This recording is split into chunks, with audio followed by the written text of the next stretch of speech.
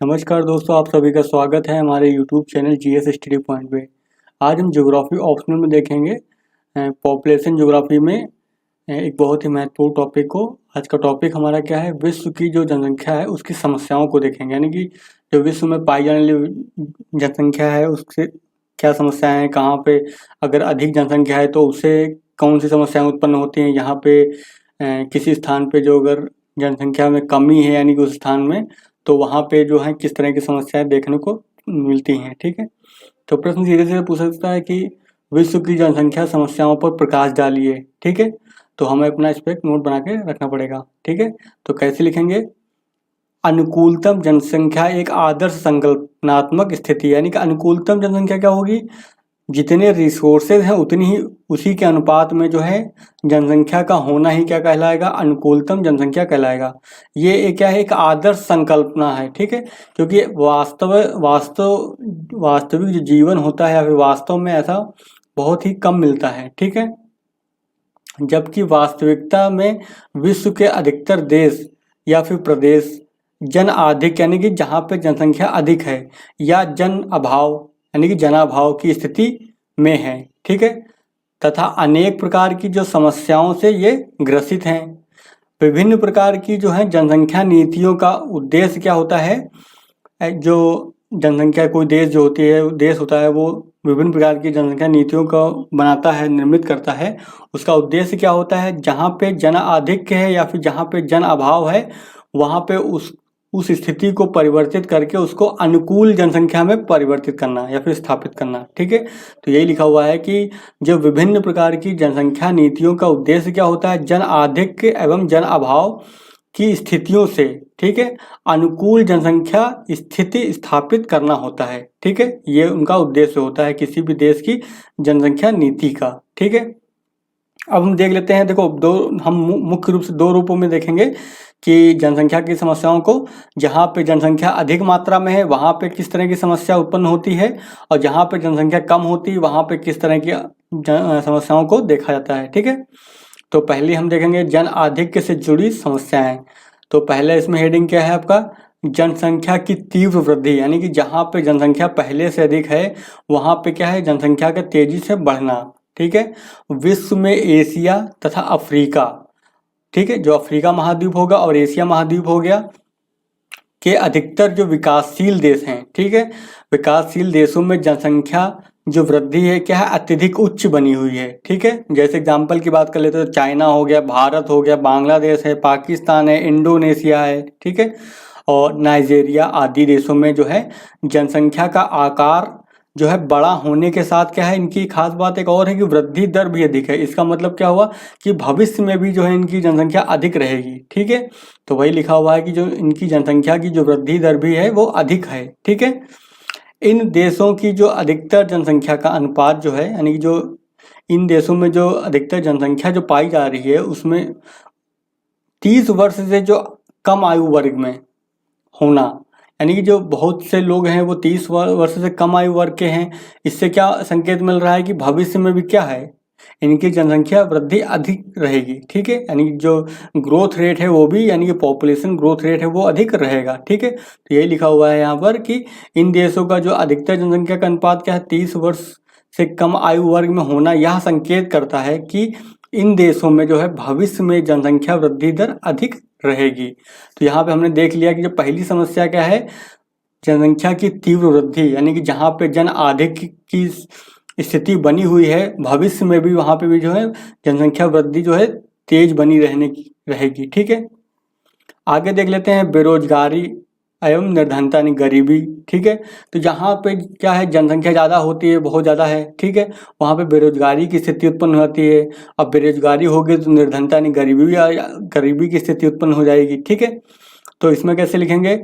जनसंख्या वृद्धि दर की अधिकता, ठीक है, जीवन निर्वाह स्तर का प्राथमिक उत्पादन, प्रतिकूल भौतिक परिवेश। जो प्रतिकूल भौतिक परिवेश क्या होता है? जहाँ पे मानव जीवन के लिए जो अनुकूल नहीं है। ठीक है, एवं आर्थिक क्रियाओं में विभिन्नीकरण का अभाव, यानी कि विभिन्नीकरण का अभाव पाया जाता है। ठीक है, रोजगार के अवसरों को ये क्या कर देता है, सीमित करता है। ठीक है, इससे होगा क्या, इससे बेरोजगारी व गरीबी की समस्याएं क्या हो जाती, गहन हो जाती हैं। ठीक है, इससे क्या होती है, समय के साथ जो है बेरोजगारी बढ़ेगी, गरीबी गहन हो जाएगी जिससे। ठीक है, ऐसी अर्थव्यवस्था में क्या होता है, अकुशल, अर्धकुशल तथा उच्च शिक्षित व्यक्तियों के लिए जो है रोजगार के अवसर अत्यधिक सीमित होते हैं। यानी कि जो अकुशल होते हैं या फिर अर्धकुशल लोग होते हैं या फिर जो उच्च हायर एजुकेटेड लोग जो होते हैं, उनके लिए जो है रोजगार के अवसर जो होते हैं बहुत ही कम उपलब्ध होते हैं। ठीक है, बहुत ही कम अवेलेबल होते हैं। ठीक है, कृषि भूमि की मात्रा में कमी जो है, छोटे एवं बिखरे खेत। देखो वहाँ पे क्या है, जहाँ पे ज़्यादा जनसंख्या होती है वहाँ पे जो खेत होंगे कैसे छोटे होते हैं वो। ठीक है, और बिखरे खेत होते हैं, एक व्यक्ति का खेत यहाँ पे छोटा सा होगा, फिर कुछ दूरी के बाद होगा, यानी बिखरे जगह जगह पे होता है। और साथ ही जहाँ जो कृषि के क्षेत्र में जो लोग कार्य कर रहे हैं वो कैसे हैं, ऋण ग्रस्तता से ग्रसित हैं, यानी कि उन पर लोन है। साथ ही में प्रच्छन्न बेरोजगारी का मतलब छुपी हुई बेरोजगारी बोलते हैं जिसको। ठीक है, वो भी पाई जाती है।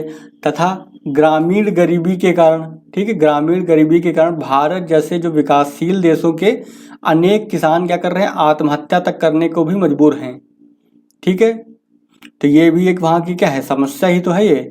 ठीक है, और ये किसकी वजह से हो रहा है, बेरोजगारी, जहाँ पे जनसंख्या ज़्यादा मात्रा में उसी की वजह से ऐसा हो रहा है। ठीक है, फिर क्या है, ग्रामीण क्षेत्र में क्या है, बेरोजगारी तथा गरीबी के कारण क्या है, नगरों की तरफ क्या होगा, तेजी से प्रवास बढ़ता है। जैसे आपने देखा होगा हर कोई व्यक्ति कहाँ जाता है, मुंबई भागता है, दिल्ली भागता है, कलकत्ता भागता है, यानी कि जो बड़े देश के बड़े बड़े जो महानगर हैं, नगर हैं बड़े बड़े, वहाँ की ओर भाग रहे हैं ग्रामीण क्षेत्र के लोग। ठीक है, किंतु अब ऐसा होता क्या, अतिरेक प्रवास अगर होगा तो क्या होगा, जो नगर होंगे उनके ऊपर क्या दबाव बढ़ जाएगा बहुत ज़्यादा। ठीक है, यही लिखा हुआ, किंतु अतिरेक प्रवास के कारण गरीबी, अल्प रोजगार तथा बेरोजगारी की समस्या नगरीय क्षेत्र में बनी रहती, क्योंकि लोग ज़्यादा मात्रा में आ रहे, जितने रोजगार उपलब्ध हैं उससे कहीं ज़्यादा लोग अगर नगरों में आ जाते हैं तो इससे क्या होगा, वहाँ भी तो बेरोजगारी की समस्या उत्पन्न हो जाएगी, या फिर अल्प बेरोजगार या फिर गरीबी की समस्या उत्पन्न हो जाएगी फिर। ठीक है, तो ये हमने देख लिया। अगला हम देख लेते हैं कि जन आधिक्य की अगली समस्या क्या है हमारी, है खाद्य असुरक्षा, यानी कि फूड इनसिक्योरिटी एवं कुपोषण, यानी कि माल न्यूट्रिशन। ठीक है, तो कुपोषण की भी समस्या होती है, खाद्य सुरक्षा की भी दिक्कत हो जाती है। ठीक है, तो खाद्य सुरक्षा में हम देख लेते हैं क्या, जो भारत सहित क्या है अनेक विकासशील तथा अल्प विकसित देशों की बढ़ती हुई जनसंख्या के कारण क्या है, जो खाद्य आपूर्ति है एवं अन्य पोषाहार की कमी से क्या हो जाता है, कुपोषण की समस्या पाई जाती है। ठीक है, FAO, ठीक है, FAO एक संगठन है, फूड एंड एग्रीकल्चर ऑर्गेनाइजेशन के अनुसार जो है विश्व की 1 अरब जनसंख्या, ठीक है, 1 अरब जो पॉपुलेशन है वो खाद्य असुरक्षा का सामना कर रही है। समझ गए, तो विश्व का जो एक बहुत बड़ा तबका है वो क्या है, उसके सामने जो है खाद्य सुरक्षा की चुनौती सामने है, यानी कि वो खाद्य असुरक्षा का स्थिति का सामना कर रहे हैं। ठीक है, चलिए आगे देख लेते हैं। आपने ऐसा देखा भी होगा कुछ राज्य हैं वहाँ से आपको पेपर में पढ़ने को मिलता भी होगा कि इस राज्य के इस जिले में जो है भूख के कारण मृत्यु हो गई, तो खाद्य असुरक्षा की वजह से तो हुआ ऐसा। ठीक है, अगला बिंदु क्या आपका है, आवास की समस्या, यानी कि जो मकान होते हैं, घर जहाँ रहता व्यक्ति है, तो आवास की भी समस्या हो जाती है।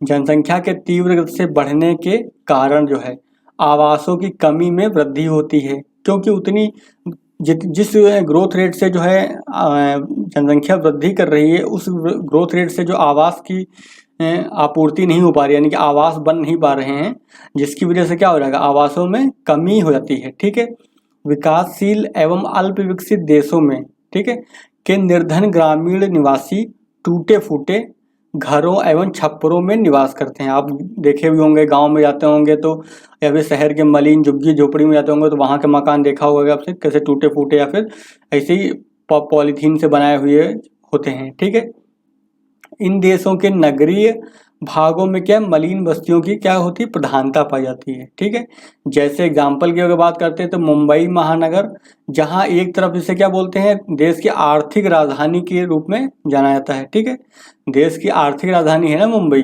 वही यहाँ इस्लाम पोलिस के नाम से जाना जाता है। ठीक है। यानी कि मुंबई को जो है स्लम पोलिस के नाम से भी जाना जाता है, क्योंकि यहाँ पर जो है एशिया का सबसे बड़ा जो है जो स्लम एरिया है धारावी। ठीक है, तो धारावी जो है एशिया का सबसे बड़ा जो है स्लम एरिया है। ठीक है, वहाँ यानी मलिन बस्ती है कहने का मतलब। ठीक है, नगरीय भागों में जनसंख्या की अधिकता के कारण क्या उत्पन्न होता है? जल संकट, यानी कि उनको पानी की व्यवस्था कराना एक संकट उत्पन्न होता है। परिवहन की समस्या उत्पन्न कराता है।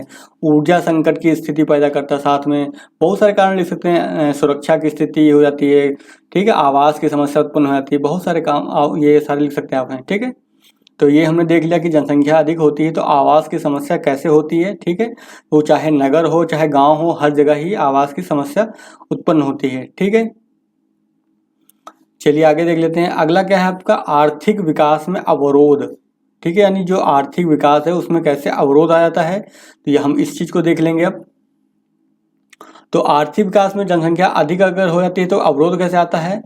देखो, जनसंख्या के अधिक होने से क्या होता है, राष्ट्रीय सरकारों की जो बचत होती है, यानी कि वो जो बचत होती है राष्ट्रीय सरकार की, जो इनकम होती है वो क्या करती है, बहुत सारे जो सोशल वेलफेयर के कार्यक्रम चलाती है ना, सोशल सिक्योरिटी के लिए कार्यक्रम चलाती है, उस पर ही उसका जो है खर्च हो जाता है। जिससे क्या होता है, वो अन्य जो प्रोडक्टिव कार्य होते हैं उनमें वो निवेश नहीं कर पाती है सरकार। ठीक है, तो ये लिखा हुआ है जनसंख्या के अधिक होने से क्या है, राष्ट्रीय सरकारों की जो बचत होती है वो अत्यधिक कम हो जाती है, क्योंकि आय का जो अधिकांश भाग है वो जनसंख्या की प्राथमिक आवश्यकताएं जो होती हैं, जो पानी हो गया, आवास हो गया, परिवहन व्यवस्था उत्पन्न कर उस मतलब उपलब्ध कराना, ये सारी चीज़ों में खर्च हो जाता है। तो वही लिखा हुआ है, प्राथमिक आवश्यकताओं की पूर्ति पर ही क्या हो जाता है, खर्च हो जाता है। ठीक है, तथा विकास कार्यों में जो है अधिक निवेश नहीं हो पाता है पूंजी के अभाव में। ठीक है, पूंजी अगर के अभाव में क्या होता है, आधारभूत संरचना का विकास जो है सीमित होता है, यानी कि उसका विकास भी सीमित होता है। तथा औद्योगिकरण की गति क्या होती है, मंद रहती है। क्यों होता है ऐसा? क्योंकि गवर्नमेंट जो है इसमें निवेश नहीं कर पा रही, क्योंकि उसके बाद बचत ही कम है। ठीक है, आर्थिक विकास में प्रादेशिक असमानताएं गहन हो जाती हैं। अब इससे होगा क्या, जो देश का एक भाग होगा अधिक विकसित हो जाएगा, दूसरा भाग जो है वो कम विकसित होगा। अगर बात करें एग्जांपल के लिए महानगरों में, तो महानगर में एक तरफ तो बहुत ज़्यादा विकसित सुविधाएं मिलती हैं, वही मलिन बस्तियों में जो आधारभूत आवश्यकताएं होती हैं, जो शौचालय की व्यवस्था है, पानी की व्यवस्था है, परिवहन की व्यवस्था, यही नहीं उनको प्रोवाइड करा पाती है गवर्नमेंट। ठीक है, जिससे क्या होता है, अनेक विवाद जन्म लेते हैं। इससे क्या हुआ, अब असमानताएं गहन होती है तो लोग फिर उससे क्या होता है, विवाद जन्म लेते हैं, यानी कि संघर्ष की स्थिति उत्पन्न होती है, तनाव होता है। जैसे एग्जाम्पल की बात करते हैं तो नर जातिवाद यानी कि हो जाता है, प्रदेशवाद की भावना आ जाती है, नक्सलवाद उत्पन्न हो जाता है इससे, जातिवाद की समस्या आ जाती है, भाषावाद हो गया, सांप्रदायिकतावाद हो गया। ठीक है, आदि जो है यह सभी विवाद जो है आर्थिक विकास में बाधा उत्पन्न करते हैं। अब अगर इस तरह के संघर्ष होंगे, इस तरह के तनाव अगर समाज के अंदर होंगे तो क्या करेंगे, अंत में जो है ये आर्थिक विकास में क्या करते हैं, बाधा उत्पन्न करेंगे फिर वो।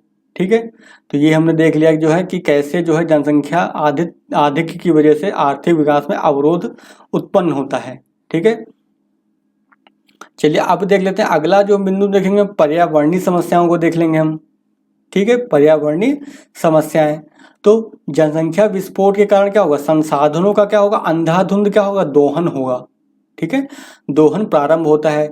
इससे होगा जिससे अनेक पर्यावरणीय समस्याएं पैदा हो जाती हैं, क्योंकि बहुत ज़्यादा मतलब मात्रा में संसाधनों का हम एक्सप्लॉइट करने लगते हैं उसका। ठीक है, यानी दोहन करने लगते हैं।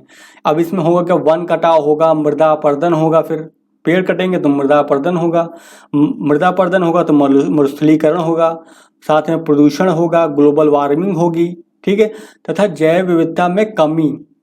ठीक, जैव विविधता में कमी भी आएगी। आदि का जो है प्रमुख कारण जनसंख्या की तीव्र वृद्धि है। ठीक है, जनसंख्या आकार तथा बढ़ती मानवीय इच्छाएं जो हैं वर्तमान में, यह सभी पर्यावरणीय समस्याएं अत्यधिक क्या है, विकराल रूप धारण कर चुकी हैं। यानी कि हमने क्या देखा, हमने देखा कि जनसंख्या जो अधिक मात्रा में होने की वजह से ही ये सारी घटनाएं घटित हो रही हैं। ठीक है, क्योंकि जनसंख्या अधिक है तो उनकी जो आवश्यकताएं होंगी वो भी तो अधिक होंगी।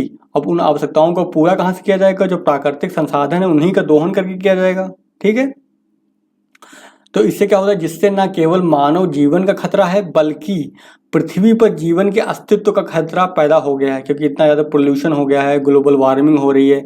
तो इससे क्या है, पृथ्वी का जो है पारिस्थितिकी तंत्र जो है तेजी से परिवर्तित हो रहा है, ठीक है, जो कि जो है पृथ्वी पर जीवन के लिए जो है एक नकारात्मक रूप से ग्रहण कर रहा है, ठीक है। अगला देख लेते जनाभाव की समस्या। अगर यानी कि किसी भी स्थान पर जो है, अब हम देखेंगे जनसंख्या की अगर कमी है यानी कि, ठीक है, जनसंख्या कम है अगर, तब किस तरह की समस्याएं आ जाती हैं, ठीक है। तो ऐसी समस्या कहाँ कहाँ पे देखने को मिलेंगी? ऐसी समस्याएं वहाँ पे मिलेंगी देखने को जो बहुत ही विकसित देश हैं, ठीक है। तो कई विकसित एवं विकासशील देशों में उपलब्ध संसाधनों की तुलना में जनाभाव भी पाया जाता है, यानी जितना मात्रा में उनके यहाँ संसाधन है उसके सापेक्ष में जो है वहाँ पे जनसंख्या कम पाई जा रही है, ठीक है। तो इसी स्थिति को क्या बोलते हैं? जनाभाव। इस प्रकार की अर्थव्यवस्थाओं में जनसंख्या की जो कमी के कारण, ठीक है, विकास की गति सामान्यतः मंद पाई जाती है, ठीक है, क्योंकि लोग ही काम करने के लिए नहीं तो काम कैसे होगा फिर, ठीक है। ऐसे देशों में जनसंख्या वृद्धि से आर्थिक वृद्धि की संभावनाएं बढ़ती हैं। अगर यहाँ पर जनसंख्या बढ़ती है तो क्या होगा? आर्थिक गतिविधियां बढ़ेंगी, क्योंकि जनसंख्या ही तो बाजार के रूप में कार्य करती है। बाजार होगा तो बाजार में जो है सामान की मांग होगी तो उत्पादन होगा तो आर्थिक गतिविधियां वो होंगी, ठीक है। कनाडा जैसे हो गया, एग्जाम्पल के तौर पे देख लेते हैं, ऑस्ट्रेलिया हो गया, अर्जेंटीना हो गया, उरुग्वे हो गया, मैक्सिको हो गया, ब्राज़ील हो गया, रूस हो गया तथा अनेक मध्य एशिया एवं अफ्रीका के देश जो हैं जनाभाव की स्थिति में भी पाए जाते हैं। यानी कि अफ्रीका के भी जो कुछ देश हैं वहाँ पे भी जो है जनाभाव की स्थिति है, ठीक है। जनाभाव से निम्नलिखित समस्याएं उत्पन्न होती हैं। अब हम देख लेते हैं कि जनाभाव से कौन कौन सी समस्याएं जो हैं उत्पन्न होती हैं। तो पहला क्या हो जाएगा? श्रमिकों का अभाव, यानी कि लोग काम करने वाले वहाँ पे कम हैं, ठीक है, तो श्रमिकों का अभाव हो जाएगा पहला। तो श्रमिक की तो बहुत ही ज़रूरत है, क्योंकि कोई भी कार्य करने के लिए क्या चाहिए? श्रम चाहिए ना। कोई भी काम कब होगा? जब वहाँ पे श्रमिक वर्ग होगा, वो श्रम करेगा तभी तो कार्य बढ़ेगा, ठीक है। तो जनसंख्या ही क्या है? श्रम का स्रोत होती है, और जनसंख्या होगी तभी तो श्रम आएगा वहाँ से, ठीक है। जनाभाव वाले देश व प्रदेशों में जनसंख्या की कमी के कारण, ठीक है, जनसंख्या की कमी के कारण कृषि, खनन, द्वितीयक एवं तृतीयक क्रियाओं के लिए पर्याप्त मात्रा में श्रमिक उपलब्ध नहीं हो पाते, ठीक है। फिर कुशल एवं अकुशल, यानी कि स्किल्ड और अनस्किल्ड, कुशल एवं अकुशल श्रमिकों के अभाव में संसाधनों की संभावनाओं का पूर्ण उपयोग नहीं हो पाता, यानी जितने वहाँ पे संसाधन है उनका संपूर्ण उपयोग नहीं हो पाता है, ठीक है। इस अभाव में अगर दूसरे देश को जो है अगर पूरा करना है इस अभाव को, तो क्या करेगा? वो दूसरे देशों से जो है श्रमिकों को प्रवास के लिए प्रोत्साहित कराएगा, ठीक है। जैसे आपने देखा होगा भारत से जो है बहुत से लोग जो हैं मध्य एशिया के देशों में या फिर अरब देशों में जो है प्रवास करते हैं कार्य करने के लिए, ठीक है। क्यों? क्योंकि वहाँ पे जो है जनसंख्या में की कमी है, जन अभाव है, ठीक है। तो वही लिखा हुआ है, इस अभाव पूर्ति के लिए जो है अन्य देशों, ठीक है, अन्य देशों या प्रदेशों से अकुशल तथा कुशल श्रमिकों का क्या है? प्रवास होता है। अगर भारत की बात कर लेते हैं, यानी प्रदेश की बात कर लेते हैं, तो प्रदेश में भी देखा होगा पंजाब में जाते हैं लोग, बिहार से आते हैं, यूपी से आते हैं या फिर बंगाल से आते हैं लोग खेती करने के लिए, वहाँ पे कार्मिक श्रमिक के रूप में बन के, ठीक है। तो ये भी आप देख सकते हैं, देश के भीतर भी आप देख सकते हैं इसको है, और विदेश के स्तर यानी कि राष्ट्रीय स्तर पर भी देख सकते हैं कि भारत में जो है बिहार से, उत्तर प्रदेश हुआ, केरल हो गया, इन राज्यों से जो है जाते हैं लोग, कतर जाते हैं, सऊदी अरब जाते हैं, या फिर अन्य मध्य एशिया के देश जाते हैं, या फिर अन्य किसी देश जाते हैं वो कार्य के लिए, ठीक है। समय के साथ क्या होता है? बाह्य भागों से आए प्रवासियों की संख्या जो होती है, यानी कि बाहर से आने वाले प्रवासी होते हैं, उनकी संख्या जो है आर्थिक स्थिति एवं राजनीतिक प्रभाव बढ़ता रहता है। यानी कि जहाँ पे जाएंगे वहाँ पे तो क्या होता है, उनकी संख्या अगर अधिक होगी तो वो क्या होंगे? आर्थिक रूप से और राजनीतिक रूप से वो मजबूत होते हैं, और उनका समय के साथ उनका प्रभाव बढ़ता जाता है, ठीक है। जी, अब इस ऐसी स्थिति में होगा क्या? जो वहाँ के जो मूल निवासी होते हैं तो उनके प्रभाव कम होने लगते हैं। तो ऐसे में क्या होते हैं? मूल निवासी और जो बाहर से आए हुए लोग होते हैं प्रवासी, यानी कि उनके बीच जो है संघर्ष और तनाव की स्थिति उत्पन्न होती है। जैसा देखा होगा आपने, जो महाराष्ट्र में जो है बिहारी लोगों के जो है खिलाफ अक्सर जो है मराठा लोग जो है आंदोलन करते रहते हैं, ठीक है। तो वही लिखा हुआ है, जिससे मूल निवासियों यानी कि मूल निवासियों एवं प्रवासियों में क्या होता है? विवाद उत्पन्न होता है। जैसे एग्जाम्पल अगर कर लेते हैं ऑस्ट्रेलिया का, यानी कि अंतर्राष्ट्रीय स्तर पे, तो ऑस्ट्रेलिया में जो भारतीयों पर हो रहे हमले, तो क्या वो पहले जो है कुछ समय पहले जो है ऑस्ट्रेलिया में जो भारतीय लोगों पर हमले हो रहे थे, उनको लगता था कि वहाँ के जो निवासी थे उनको लगता था कि जो भारतीय लोग हैं ज़्यादा मात्रा में आ रहे हैं, जिससे वहाँ पे उनका जो आर्थिक और राजनीतिक प्रभाव बढ़ रहा है। ठीक है, तो इससे क्या होता है, संघर्ष की स्थिति उत्पन्न होती है। ठीक है, चलिए अब आगे देख लेते हैं। अगला क्या आपका है, मंद आर्थिक विकास। अब जैसे लोग ही नहीं है काम करने वाले तो क्या होगा, मंद आर्थिक विकास होगा ना फिर तो, यानी कि अर्थव्यवस्था कैसे ग्रोथ करेगी फिर। ठीक है, तो ऐसी स्थिति में क्या होता है, मंद आर्थिक विकास होता है। ठीक है, क्योंकि वहाँ पे जो है जन अभाव की स्थिति बनी हुई है। ठीक है, तो वही लिखा हुआ, जन अभाव के कारण अर्थव्यवस्था में श्रमिकों की कमी ही नहीं होती, बल्कि देश या प्रदेश में उपभोक्ताओं की संख्या भी सीमित होती है। क्योंकि जो उपभोक्ता है वही तो वो भी तो क्या है, जनसंख्या का ही भाग है ना। ज़्यादा लोग होंगे तो ज़्यादा बड़ा बाजार भी तो मिलेगा उनको। ठीक है, तो यही लिखा हुआ है कि देश या प्रदेश में उपभोक्ताओं की संख्या भी सीमित होती है तथा सीमित बाजार के कारण, यानी बाजार जो है कैसा छोटा है, यानी कि सीमित है, के कारण आर्थिक क्रियाओं का विकास सीमित व मंद गति से होता है। ठीक है, इसलिए जनाभाव वाले देशों के लिए जो है जनसंख्या वृद्धि लाभदायक होती है। ठीक है, तो ये हमने देख लिया कि जनसंख्या की समस्याओं को हमने देखा, और जनसंख्या की समस्याओं को हमने दो भागों में देखा। एक जगह हम देखा हमने जन आधिक्य की समस्या, यानी कि जनाधिक्य अगर होगा तो क्या समस्या आएगी है। ठीक है, तो एक जगह हमने देखा जनाधिक्य की स्थिति को, और दूसरे में हमने क्या देखा, जनाभाव की, यानी कि कम जनसंख्या है वहाँ पर। तो दोनों स्थितियों को देखा हमने, और उनके द्वारा क्या क्या समस्याएं उत्पन्न होती हैं हमने वो भी देख ली। ठीक है, तो इस पर अगर क्वेश्चन आपका आएगा तो आप उसको लिखने में सक्षम हो जाएंगे आप। ठीक है, तो आई होप आपको ये वीडियो समझ में आ गया होगा, टॉपिक भी अच्छे से समझ में आ गया होगा।